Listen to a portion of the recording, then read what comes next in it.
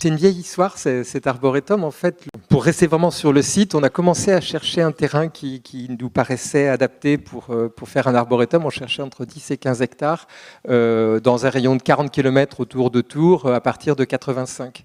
Et on était en Touraine, nous, déjà depuis 83. Et finalement, on a vu une centaine de fermes, mais on est arrivé, la petite cloîterie nous a semblé être le meilleur compromis par rapport à la nature du terrain. Il y a beaucoup de terrains qui sont calcaires en Touraine et on voulait pouvoir accueillir une palette la plus large possible. Et donc, on est arrivé ici fin 90. Avant de commencer à planter, vous voyez que les premières plantations, c'était début 95. Il y a eu tout un travail.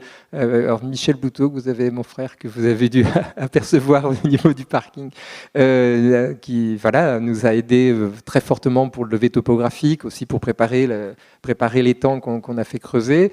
Et il y a eu Gérard Dumay, a été un des... je cherchais des regards, qui est là, qui travaillait à l'IDF, que j'avais eu l'occasion de rencontrer, nous a aidé sur l'étude pédologique, essayer de voir les variations potentielles du terrain.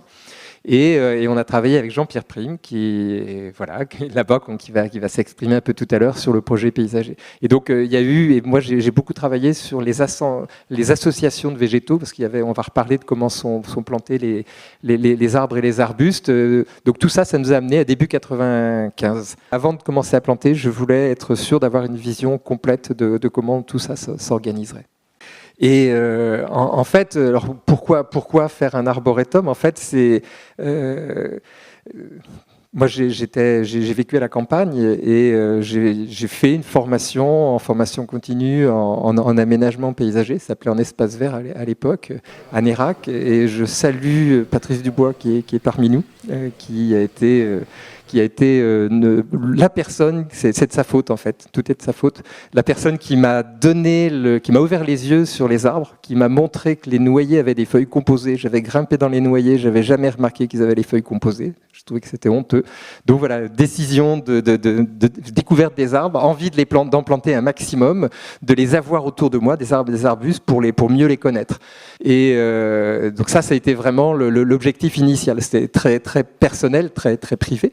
Et puis, petit à petit, en évoluant, moi, dans mon activité professionnelle, et puis en réfléchissant, on s'est dit que ça serait bien d'ouvrir cet espace privé au public et de s'en servir comme d'un lieu, d'un support pédagogique, et puis d'observation, et puis éventuellement d'expérimentation, parce que je commençais à me poser des questions sur certains aspects de taille en particulier.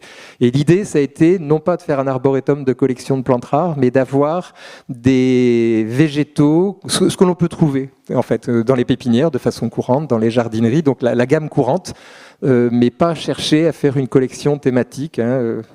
Voilà, le CCVS ne me tendait pas les bras particulièrement à ce moment-là, si j'ose dire.